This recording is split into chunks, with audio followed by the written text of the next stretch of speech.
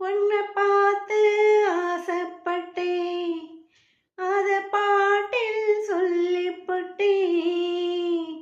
நீயும் தொட நானும் தொட நாலு வகை கூச்சம் விட அட்டை போல ஒட்டி இருப்பேன்.